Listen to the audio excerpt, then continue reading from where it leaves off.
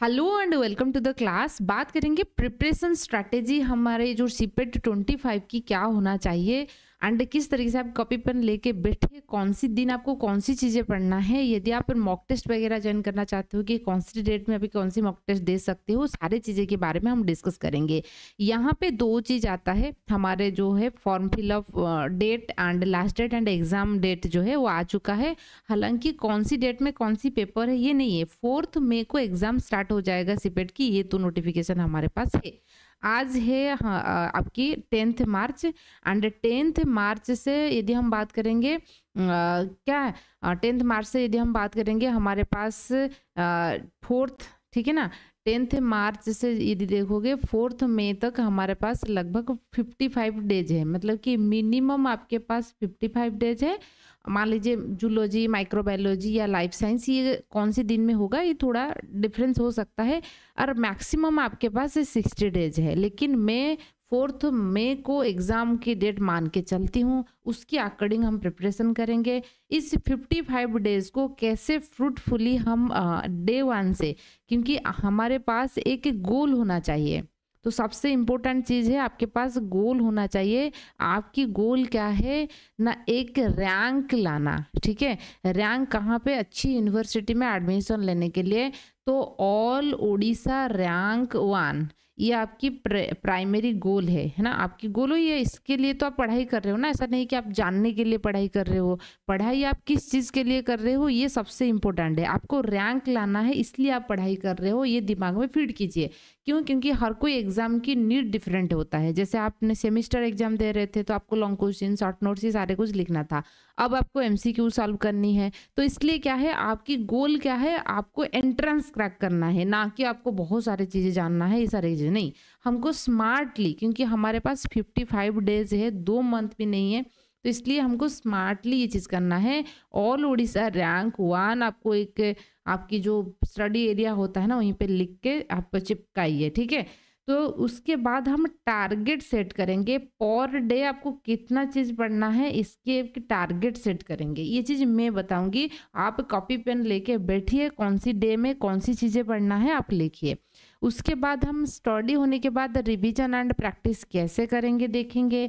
दिन में कौन सी टाइप में टाइम स्लॉट है, मान लीजिए पर डे आपको इतना टॉपिक खत्म करनी है, तो आप कौन सी टाइम स्लॉट में कंप्लीट करोगे ये भी आपको मतलब लिख लेना है। क्यों? क्योंकि कुछ होते हैं बच्चे नॉकटर्नल होते हैं जो रात भर पढ़ाई करते हैं, दिन को 11 है ना 12 तक वो सो जाते हैं, ऐसे भी होते हैं। ऐसा कोई हार्ड फास्ट रूल नहीं है, आपको जिस टाइम पे कंफर्टेबल हो बस उस टाइम पे पढ़ाई कीजिए। जैसे आप ज़्यादा फोकस रह सकते हो। कुछ बच्चे होते हैं मतलब कि ज़्यादातर लड़कियों जो होते हैं वो सुबह 4 में उठ जाते हैं फिर पढ़ाई करते हैं। लड़कों लोग जो होते हैं ज़्यादातर, ऐसा नहीं कि मैंडेटरी है, बहुत सारे बच्चे अलग अलग होता है।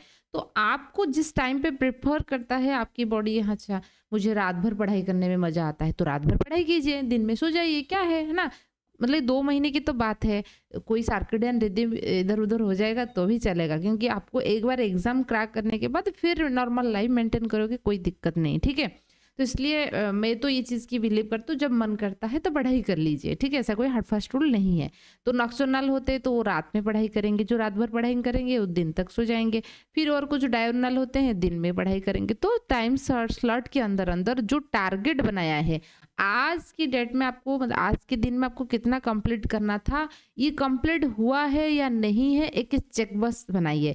तो आपकी एक मतलब कि कैलेंडर आपके घर में है तो सही है, नहीं तो खुद ही एक कैलेंडर बना लीजिए। ऐसे 10 मार्च, 11th, 12th, 13th, 14th ऐसे करके कर लीजिए, और वहीं पे टारगेट टॉपिक जो है, मतलब कि आज की डेट में मान लीजिए आपको जो कोडेड नॉन कोडेड्स है, कोर पेपर 1 था, उनकी यूनिट 1, यूनिट 2, यूनिट 3 कंप्लीट करना था। ये कंप्लीट हुआ है या नहीं है, ये चीज़ को आपको ध्यान देना है। क्लियर हुआ?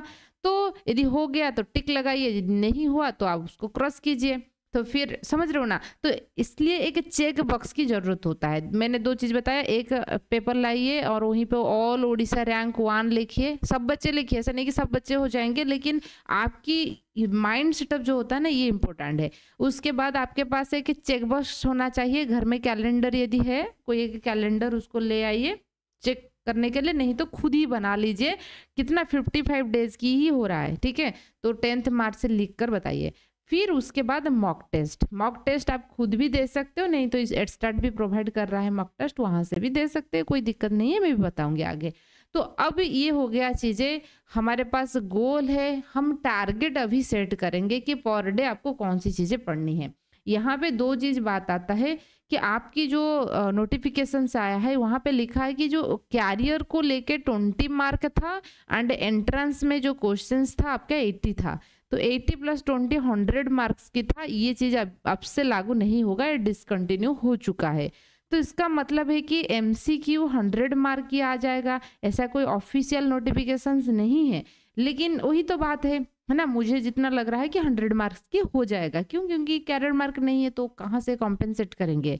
और उन्होंने फिर क्या किया है, 55% जो है आपकी BSc में मतलब ग्रेजुएशन में 55% होना ज़रूरी है। तो उसको एक एक ही उन्होंने पैरामीटर समझा, उसके बाद चीज़ें किया। तो इसलिए मुझे जितना लग रहा है कि 100 मार्क्स की एग्ज़ाम होगा। टाइम जो 80 मार्क्स के लिए 1 आवर था, मतलब कि उसके लिए टाइम पीरियड आई थिंक वो बढ़ाएंगे, ठीक है ना, एग्ज़ाम की ड्यूरेशन जो है टाइम ड्यूरेशन बढ़ाएंगे। तो अब ये जो है क्वेश्चंस नंबर जब इंक्रीज होगा तो हर एक कोर पेपर से question number of question increase होने की चांसेस है, क्योंकि और 20 क्वेश्चन मिल गया है ना। जैसे कि मान लीजिए पहले जो वेटेज था एनिमल डाइवर्सिटी, मतलब है कि जो कोर पेपर 1 था आपका अप टू द स्यूडोसिलोमेट तक था, है ना, पोरिफेरा, प्रोटोजोआ, पोरिफेरा, सिलेंडरेटा, ठीक है ना, आस्ट्रियोहेलमिन्थेस था। फिर अपना सेकंड सेमेस्टर में जो कोर पेपर 3 था वहीं पे फिर एनालिडा से अप टू एकाइनोडर्म्स तक था। फिर थर्ड सेमेस्टर में आपका वर्टिब्रेट्स था, ठीक है ना, amphibia, reptiles, birds. And fourth semester में कंपैरेटिव एनाटॉमी था, उसमें लगभग मतलब कि 17 से 20 क्वेश्चन आ रहा था। अब इस बार तो उससे ज़्यादा क्वेश्चन आएगा। सबसे सिपेट में जो वेटेज रहा है, आप 2020, 21, 22, 23, 24 5 साल के क्वेश्चंस देखोगे तो आपको जो है ना इस चैप्टर से वेटेज ज़्यादा मिलेगा, क्योंकि ऑब्वियसली पेपर ज़्यादा है, वेटेज तो ज़्यादा होगा। उसके बाद सेकंड वेटेज था फिजियोलॉजी, क्योंकि फिजियोलॉजी आपका तो थर्ड सेमेस्टर में था। थर्ड सेमेस्टर के साथ ही साथ आपकी जो डिसिप्लिनरी सब्जेक्ट जब आप देखोगे वहाँ पे एंडोक्राइनोलॉजी एक पेपर है, रिप्रोडक्टिव बायोलॉजी एक पेपर है, न्यूरो साइंस करके एक पेपर है, वो भी सारे फिजियोलॉजी है, ठीक है ना, और कुछ है, ठीक है। वो 3 disciplinary subject plus third semester में एक फिजियोलॉजी की पेपर था, ठीक है, जहाँ पे टिश्यू वाला चैप्टर था, ठीक है, एंडोक्राइन, रिप्रोडक्टिव ऐसे करके था। एंड फोर्थ सेमेस्टर में डाइजेशन, रेस्पिरेशन, एस्ट्रेशंस करके था। तो 3 disciplinary subject plus 2 core paper, total 5। तो यहाँ से भी लगभग 10 के आसपास क्वेश्चन आ रहा था। तो इसलिए सीपेट एग्जाम में सबसे ज़्यादा वेटेज जो है क्वेश्चंस की एनिमल डाइवर्सिटी यानी कि एनिमल किंगडम से था एंड फिजियोलॉजी से था। क्लियर हुआ आपको चीज़ें, ठीक है। और तो इसलिए ये जो जितने पेपर आप देख रहे हो ना, मैंने उसको एक पेपर मतलब कि जब भी आप कंप्लीट करने बैठोगे पूरा का पूरा एनिमल डाइवर्सिटी आपको कंप्लीट कर देनी है, फिर पूरा का पूरा फिजियोलॉजी कंप्लीट कर देनी है। तो यहाँ पे कंप्लीट करोगे तो 4 कोर पेपर कंप्लीट हो जाएगा, यहाँ पे दो core paper plus 3 disciplinary subject.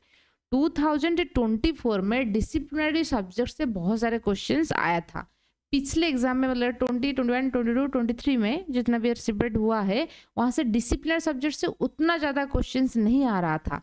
लेकिन 2024 के क्वेश्चन देखोगे भर भर के डिसिप्लिनरी सब्जेक्ट से आया है। तो इसलिए हम एडस्टार्ट में जो बच्चे प्रिपेयर कर रहे हैं वो सारे डिसिप्लिनरी सब्जेक्ट को के साथ भी प्रिपेयर कर रहे हैं, क्योंकि चांसेस है आने की, ठीक है। तो हमने कोई भी एंगल से इस चीज़ों को नहीं छोड़ा है, तो आप भी उसको नहीं छोड़ना चाहिए। जितना डिसिप्लिनरी सब्जेक्ट है, चाहे आपके कॉलेज में वो पढ़ाई हुआ है या नहीं है, क्योंकि आपके कॉलेज में तो 5th सेमेस्टर में 2 पेपर पढ़ाया जाएगा एंड 6th सेमेस्टर में एक डिसिप्लिनरी सब्जेक्ट, लेकिन डिफरेंट कॉलेज में डिफरेंट है। इसमें फिशरीज, मान लीजिए आपका फिशरीज है, किसी का वाइल्ड लाइफ कंजर्वेशन है एंड मैनेजमेंट, किसी का इकोनॉमिक जूलॉजी है। तो आपको आप एक पढ़ा है वो सेमेस्टर के लिए सही है, लेकिन आपको अभी भी इकोनॉमिक जूलॉजी पढ़ना है, आपको अभी भी wild life conservation and management पढ़नी है, क्योंकि एंट्रेंस में वहीं से क्वेश्चन आएगा। आई होप आपको चीज़ें क्लियर हुआ कि हमको क्या चीज़ पढ़ना है। हमको सारे कोर पेपर पढ़नी है, साथ ही साथ डिसिप्लिनरी सब्जेक्ट पढ़नी है। कौन सी डेट में कौन सी चीज़ें पढ़ोगे, इसके लिए मैंने एक आपको एक जो है ना प्रोवाइड कर दूंगी। ये टेलीग्राम चैनल में भी ये चीज़ आपको अवेलेबल हो जाएगा, ज्वाइन हो जाइए टेलीग्राम चैनल में। तो लेकिन और लिख लीजिए, साथ ही साथ टाइम वेस्ट भी नहीं होगा, ठीक है। तो सबसे पहले हम देखेंगे 10th मार्च, ठीक है। यहाँ पे यदि हम मैं बात करूंगी तो आपके पास लगभग 15 जो है ना सब्जेक्ट है। ऐसे करेंगे तो आपको बस 22 हो जाएगा। कोर एंड सारे अलग अलग करेंगे, लेकिन मैंने यहाँ पे 4 कोर पेपर को एक समझा, यहाँ पे 2 कोर पेपर को एक समझा। बायोकेमिस्ट्री में भी 2 कोर पेपर है, एक 3rd सेमेस्टर में था biochemistry, fundamental of biochemistry. 4th semester में था आपका मेटाबॉलिक बायोकेमिस्ट्री। तो 2 बायोकेमिस्ट्री पेपर था, 2 कोर पेपर मैंने एक मान के चला है, जो 2-2 था उस चीज़ें। तो अब देखिए, तो एनिमल डाइवर्सिटी की वेटेज ज़्यादा है तो उसको अच्छे से पढ़ना चाहिए, क्योंकि वहीं से ज़्यादा क्वेश्चन आ जाएगा, ठीक है। अच्छा, तो इसलिए 10th मार्च से जैसे मैंने बात किया कि 4th मई तक आपके पास लगभग 55 डेज है। ये आपकी मतलब कि सारे हिसाब किताब हो चुका है, मैंने किया है। तो इसलिए ऐसा कोई सारे कुछ प्रूवन है, ऐसा नहीं कि मन से कुछ बोल रहे हैं।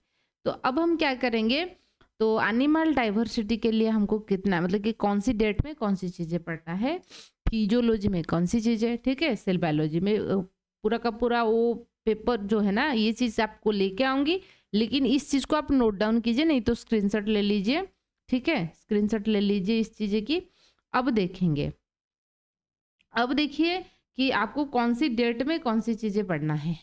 10th मार्च से लेकर 16th मार्च तक, ठीक है ना, मतलब कि 7 डे आपको सिर्फ और सिर्फ एनिमल डाइवर्सिटी यानी कि कोर पेपर 1 जो 1st सेमेस्टर में था, जो 2nd सेमेस्टर में था एनिलिडा से एकाइनोडर्म तक, जो 3rd सेमेस्टर में था वर्टिब्रेट्स का, जो 4th सेमेस्टर के था कंपैरेटिव एनाटॉमी, ये सारी चीज़ें पढ़ना है। जो चेकलिस्ट आप बनाओगे तो आपकी चेकलिस्ट में ऐसे रहेगा 10th मार्च, 11th मार्च, 12th मार्च, 13th, 14th, समझ रहे हो ना।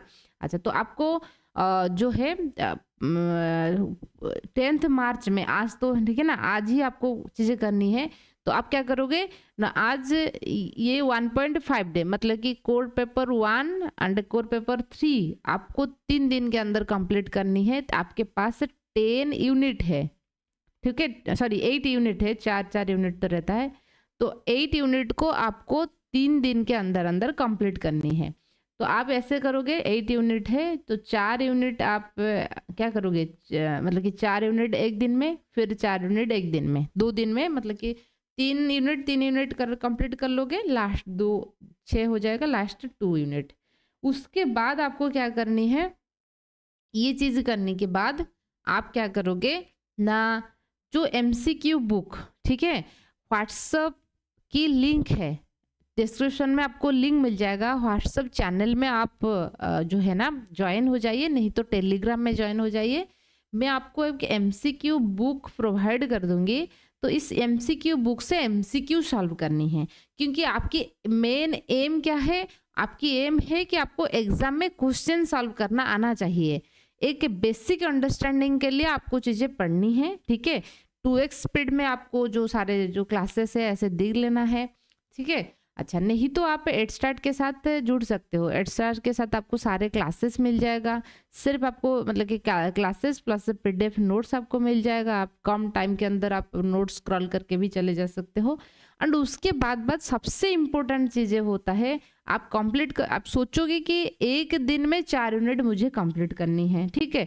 ऐसे करोगे तो मतलब कि छोटे छोटे क्लिप्स की वीडियो है, इतना ज़्यादा नहीं है आपके पास। अच्छा, जैसे मलेरिया कैसे कॉज करता है, एंटामोबा हिस्टोरी, वही से तो क्वेश्चन आता है ना, और क्या, ठीक है। मैं जो कि ठीक है, RBC के अंदर उनके कौन से स्टेज होता है, कौन सेक्सुअल साइकिल कहाँ पे होता है। तो जब आप क्वेश्चंस करोगे तो आपको चीज़ें क्लियर होगा। तो यदि एक कंप्लीट होने के बाद यदि आपने एड स्टार्ट के साथ जुड़ा है तो आपको शाम को, ठीक है, जैसे 10th 11th मार्च की शाम को आपको मिल जाएगा कोडेड पेपर की मॉक टेस्ट, ठीक है। यदि आपने एड स्टार्ट के साथ जुड़ा है तो आपको मिल जाएगा।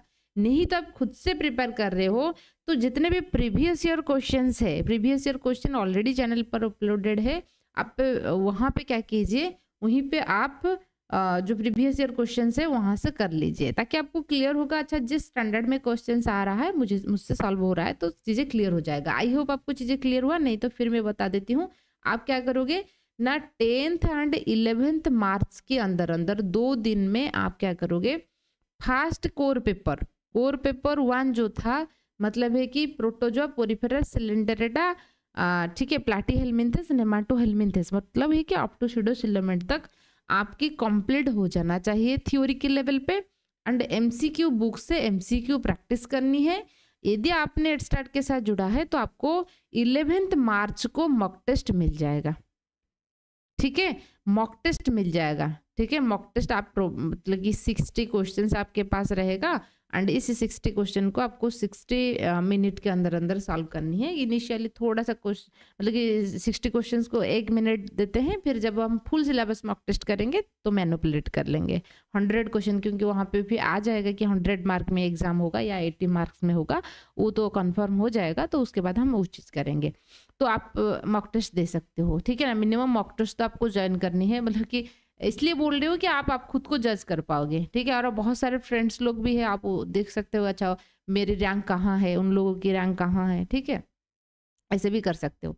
तो 10th एंड 11th मार्च में, 11th मार्च मतलब कि 11th में फिर आपने सेकेंड कोर पेपर स्टार्ट कर देनी चाहिए, वहाँ से 2 यूनिट मिनिमम, ठीक है, 2 यूनिट, मतलब है कि एनिलिडा एंड आर्थ्रोपोडा आपका कंप्लीट हो जाना चाहिए। अप टू स्यूडोसिलोमेट तक कंप्लीट करोगे, फिर एमसीक्यू सॉल्व करोगे, साथ ही साथ उस दिन की रात को, ठीक है ना, मतलब कि 11th मार्च, कल जो है ना 11th मार्च की रात को आपको मिनिमम एनिलिडा आर्थ्रोपोडा या मोलस्का तक कंप्लीट कर देना चाहिए। फिर 12th मार्च में आप क्या करोगे ना, मोलस्का मान लीजिए कंप्लीट हुआ है, मोलस्का एकाइनोडर्म तक कंप्लीट कर लोगे एंड क्वेश्चन सॉल्व करोगे। जो बुक मैं प्रोवाइड कर दूंगी, आप व्हाट्सएप में चैनल की लिंक है, वहीं पे ज्वाइन हो जाइए, नहीं तो आप फिर ठीक है, नहीं तो टेलीग्राम में ज्वाइन हो जाइए, मैं एमसीक्यू बुक की लिंक प्रोवाइड कर दूंगी, वहां से आपको एमसीक्यू सॉल्व करनी है। नहीं तो आपके पास एमसीक्यू बुक है तो भी कर लीजिए वहीं से, ठीक है। बट एमसीक्यू करना मैंडेटरी है, ठीक है, पढ़ाई करो चाहे ना करो, लेकिन एमसीक्यू करना मैंडेटरी है, क्योंकि एग्जाम में आपको क्वेश्चन सॉल्व करनी है, ना कि आपको वहीं पे लिखा है अच्छा मुझे इतना, मैंने इतना पढ़ा था उतना पढ़ा था, कुछ भी, सारे कुछ बकवास है। जितना क्वेश्चन सॉल्व करोगे उतना आपकी एफिशिएंसी बढ़ेगा।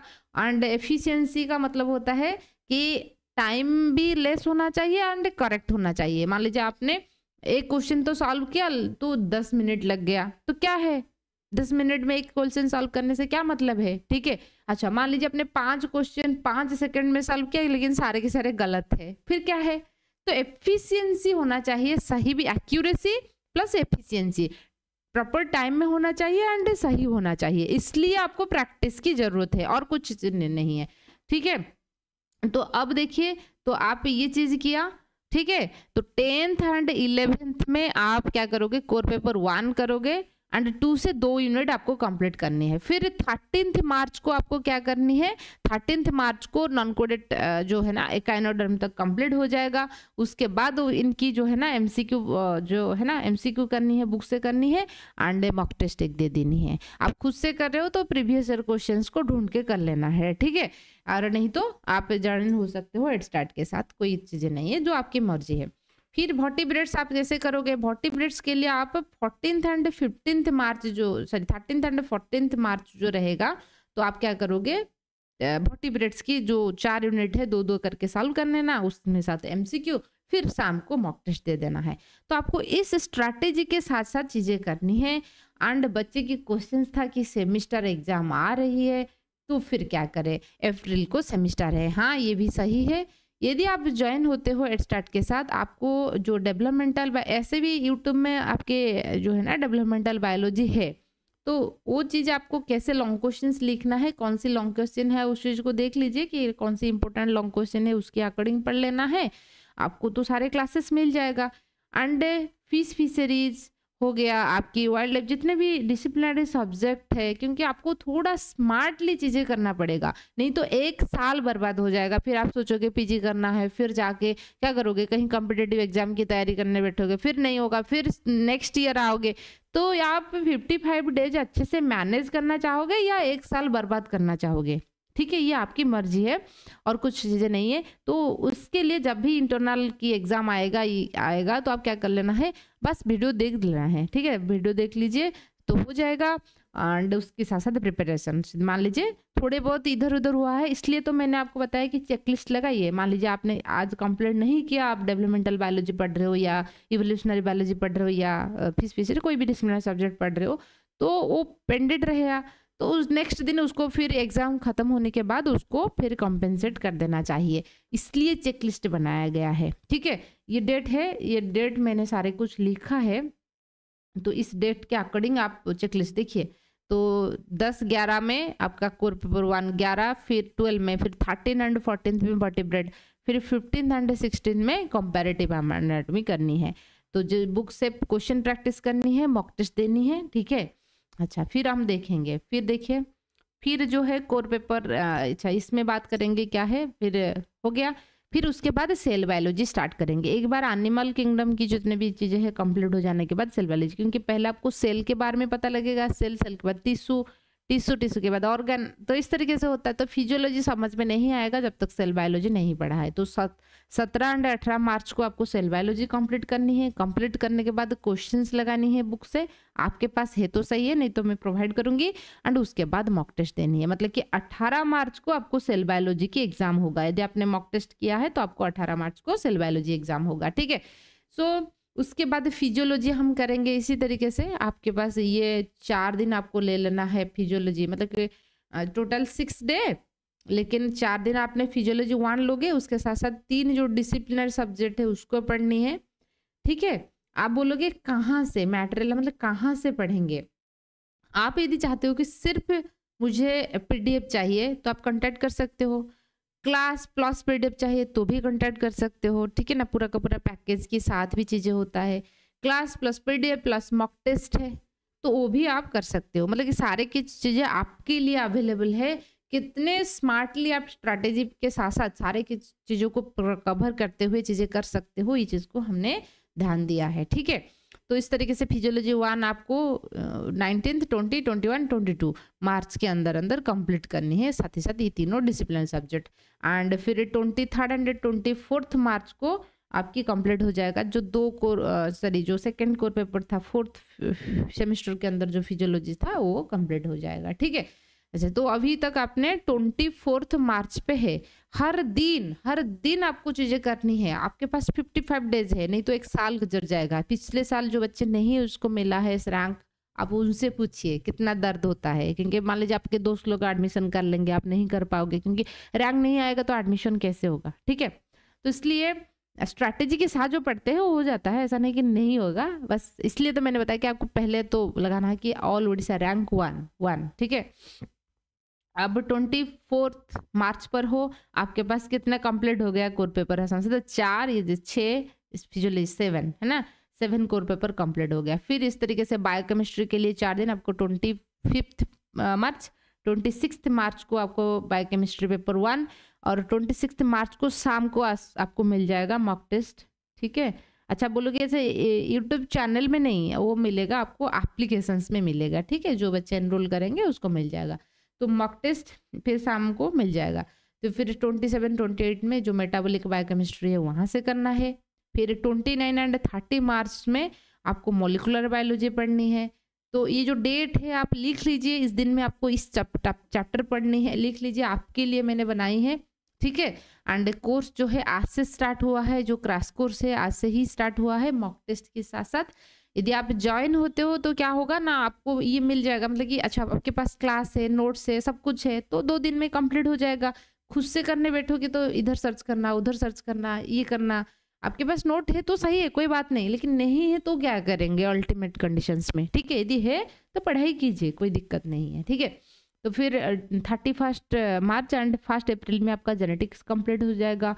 फिर 2 और 3 अप्रैल में आपको इकोनॉमिक जूलॉजी, मैंने यहाँ पे लिखा इसलिए क्योंकि लगभग अप्रैल महीने के अंदर अंदर आपका सेमेस्टर एग्जाम हो जाएगा, तो इसलिए इस जो इनिशियल डेज में first week of the April में हमारा 6 सेमेस्टर की पढ़ाई भी कंप्लीट हो जाना चाहिए। तो फिर 4 और 5 अप्रैल को फिशरीज आपको पढ़ना है, उसकी एग्जाम देनी है। 6, 7 को आपको इवोल्यूशन, एंड 7, 8 को वाइल्ड लाइफ एंड इकोलॉजी एक ही मतलब कि बार में आपको कंप्लीट कर देनी है ना। इजी है, इकोलॉजी बहुत इजी है, एंड वाइल्ड लाइफ का वैसे कि आपको क्या है मतलब कि बहुत सारे चीज़ें ऐसे स्टोरी फॉर्मेट में मिल जाएगा, कोई प्रॉब्लम हो नहीं होगा। फिर 9th एंड 10th अप्रैल को आपको डेवलपमेंटल बायोलॉजी कंप्लीट करनी है।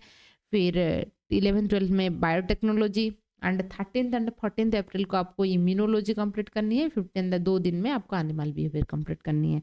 तो इसी तरीके से आपके पास अब कितना हो जाएगा, मतलब कि 16th अप्रैल हो जाएगा, ठीक है, लगभग आपके पास, ठीक है, मतलब कि 45 डेज की ये स्ट्रैटेजी है।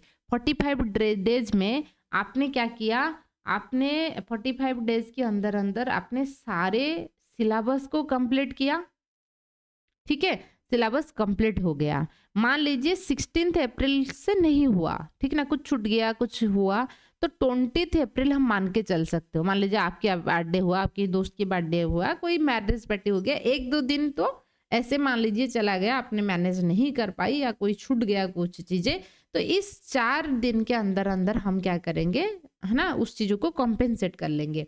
तो हमारे पास क्या और भी कितना दिन है, 14 डेज है, ठीक है, मतलब कि 20th अप्रैल से 30 अप्रैल 10 डेज है, फिर मार्च 1st 2nd 3rd and 4th मार्च है। तो अब हमारे पास 14 डे है, 15 डे मान के चलिए। 1st मार्च को मुझे लग रहा है कि जूलॉजी सब्जेक्ट नहीं हो सकता है, मतलब नहीं होने की चांसेस है, फिर भी कोई चीज़ नहीं हम बोल सकते, ठीक है। तो अब हमारे पास 15 डेज के आसपास है। तो उस दिन में हम क्या करेंगे, जो चीज़ आपने पढ़ा है उस चीज़ को रिवीजन करनी है, क्योंकि मैंने आपको बताया ना, यहाँ पे हमारे पास 15 क्या है, हमारे पास 15 सब्जेक्ट है। यहाँ पे मैंने बताया कि 15 सब्जेक्ट है पूरा, है ना, तो इसे 15 डिफरेंट सब्जेक्ट है। तो फिर हम क्या करेंगे, जो 20 अप्रैल को एनिमल डाइवर्सिटी की जो भी आपने नोट्स बनाई थी या जो पीडीएफ नोट्स आपके पास था उसको स्क्रॉल करनी है। जो मॉक टेस्ट आपने दिया था उस चीज़ों को देख देनी है, मतलब देखने के बाद आपके पास चीज़ें रिफ्रेश हो जाएगा, क्योंकि आपने तो ये चीज़ किया, फिर ऐसे मतलब कि आज से स्टार्ट किया था मार्च 10 से, जब 20 अप्रैल को जाओगे तो आप भूल जाओगे, कुछ भी तो आपको याद नहीं रहेगा, फिर कैसे करेंगे। तो आपको ये चीज़ क्या होगा, फिर और एक बार आपके पास रिवीजन हो जाएगा, ठीक है, ये चीज़ रिवीजन हो जाएगा। एंड जब रिवीजन हो जाएगा उस चीज़ को नहीं भूलनी है। अब तो भूलने की बारी नहीं है, क्योंकि एक बार आपने पढ़ा, फिर हो सकता है कि आप मतलब भूल जाओगे, फिर अब ये चीज़ नहीं भूलनी है। तो फिर मान लीजिए 21 को आपने फिजियोलॉजी देखा, जो चीज़ आपने एनिमल डाइवर्सिटी में देखा था उस चीज़ को रिटर्न करने की कोशिश कीजिए, क्योंकि जब भी आपने मतलब कि 10th आज के दिन या कल एनिमल डाइवर्सिटी जो चीज़ पढ़ा था, पोरीफेरा की वाटर कैनाल सिस्टम्स के बारे में या स्पॉन्जेस्पिक्यूल्स के बारे में या कोई मलेरिया के बारे में, ठीक है, तो वो चीज़ आप पढ़ रहे थे ना, उस चीज़ों को थोड़ा आप रिकल कीजिए, क्योंकि एसआरपी मेथड बहुत ज़रूरी है, ठीक है। जो अप्रोच है ना, ये जो अप्रोच है ये बहुत ज़रूरी है। आपने स्टडी किया, ठीक है, मान लीजिए आपने 4 घंटा वीडियो देखी, क्लास देखी, ठीक है, 4 घंटे के बाद 2 आवर आपको क्या करनी है, क्वेश्चंस करनी है। 6 घंटा आपने स्टडी किया, मतलब कि एक्टिव स्टडी किया, तो एक दिन के अंदर अंदर 24 आवर, मान लीजिए आपने 8 आवर फिर स्लीप नींद लिया, 8 आवर, 2 घंटे आपका नहाना ब्रश करना, वो सारे कुछ चीज़ें है ना, जितने भी कल, तो 10 आवर कंप्लीट हो गया। तो 8 आवर मैंने जैसे बताया कि 6 घंटा आपको एक्टिवली पढ़नी है, मतलब 4 घंटा वीडियो देखनी है, 2 घंटा बैठ के क्वेश्चंस लगानी है, 6 घंटा हो गया। 6 घंटा मतलब कि हर दिन 6 घंटा आपको पढ़नी है, आज से लेकर मई मंथ तक, मतलब जब तक एग्जाम नहीं हुआ है, हर दिन आपको 6 घंटा देनी है। तो आप कब 6 घंटा दोगे, आप ये चीज़ को टाइम स्लॉट बनाइए, क्योंकि ये आपके ऊपर कम्प्लीटली डिपेंड करता है। मेरी बात बोलूँ तो मैं रात 4 से मतलब उठने की कोशिश करती हूँ, फिर ना रात को भी मतलब कि अर्ली नींद ले लेती हूँ 10-11, क्योंकि मेरी बेटी है तो इसलिए 11 हो जाता है, वो दोपहर को सो जाती है, तो इसलिए वो भी उनका थोड़ा लेट होता है, तो इसलिए सोने के टाइम मेरा 10 या 11 रहता है, लेकिन मैं 4 बजे उठ जाती हूँ। मैं तो थोड़ा, आप लोग और ज़्यादा सोइए, छोटे बच्चे हैं, हम लोग तो बूढ़े होंगे, तो इसलिए ठीक है। तो क्या है ना, तो आपको ये तय करना है कि आप 4 AM में उठ सकते हो या नहीं, ठीक है। कब आपको एक दिन में 6 घंटा कब निकलना है, मान लीजिए आपने 4 बजे, मैं मेरी एग्जाम्पल लेती हूँ, मैं होती होगी तो क्या होगा, मतलब 4 बजे उठा, फिर आपने फिर खुद का जो ब्रश करना, कुछ खाना, ठीक है, ये सारी चीज़ करने से 4:30 से आपने बैठ गया। 4:30 से आप देखिए ना यहीं पे 8:30 तक आपको कोई डिस्टर्ब नहीं करेगा। अच्छे से खाना खा लिया, पानी थोड़ा ले लिया, तो 5:30 फिर 6:30 7:30 8:30 मतलब 4 घंटा आपको कंप्लीटली यहीं पे मिल रहा है। आपको मतलब कि मेरी बात बोल रही हूँ, यदि मान लीजिए आपने कोई रात में आप पढ़ाई कर रहे हो, किसी का 11 से स्टार्ट हो रहा है, ठीक है, तो 11 से लेकर यहीं से 4 घंटा आप कंटिन्यूअसली एक टाइम स्लॉट ले लीजिए 4 घंटे की और एक 2 घंटे की। जो बच्चे यहाँ से करते हैं तो 8:30 के साथ साथ उनका 4 घंटा कंप्लीट हो जाएगा। फिर कॉलेज के लिए जो निकल जाइए और कुछ कीजिए, ठीक है। जब आप कॉलेज पर हो, क्योंकि मैं आपको सॉफ्ट कॉपी की बुक प्रोवाइड करूंगी, आपके पास तो मोबाइल है, तो आप क्या कर सकते हो, ये जो क्वेश्चंस है उसको स्क्रॉल कर सकते हो, ठीक है। नहीं तो आप क्या कर सकते हो, गूगल में जैसे मान लीजिए कैनाल सिस्टम इन पोरीफेरा, तो आप गूगल में क्या सर्च करोगे, MCQs on canal system in Porifera. जब आपकी दोस्त लोग गप्पे मार रही हैं तो उस टाइम पे आप एमसीक्यू सर्च कीजिए कैनाल सिस्टम इन पोरीफेरा, आप उसको स्क्रॉल कीजिए। समझ में आए ना बातें? तो वहाँ से कुछ क्वेश्चंस आपका हो जाएगा, क्योंकि आपने 4 घंटे स्टडी करके गया है, या तो पहले दिन रात से स्टडी किया है, या तो सुबह उठकर, जो भी आपकी मर्जी है। 2 टाइम स्लॉट एक्चुअली अच्छा रहता है, कुछ रात में करते हैं, नहीं तो कोई सुबह। तो आपने वो जो चीज़ पढ़ के गया है वो चीज़ आपको, क्योंकि एक्टिवली नहीं हो पाएगा, ठीक है, तो आप क्या करोगे, वो चीज़ करना है, ठीक है। तो इसी तरीके से आपको करनी है। यदि कोई भी डाउट है आप मुझे डायरेक्टली कॉल करके पूछ सकते हैं। ये तो कॉन्टैक्ट नंबर है 7894226802। इस नंबर पे कॉन्टैक्ट कीजिए एंड एडस्टार्ट के साथ जुड़ भी सकते हो, कोई प्रॉब्लम नहीं है। नहीं जुड़ना है तो मैंने जैसे बताया उस स्ट्रैटेजी में भी प्रिपेयर कर सकते हो, लेकिन एम एक होना चाहिए, मुझे किसी भी हालत में सीपेट एंट्रेंस क्लियर करनी है, ठीक है ना। और कोई डाउट है आप कमेंट सेक्शन में बताइए, और भी कुछ चीज़ें यदि चाहिए आप बताइए। So thank you.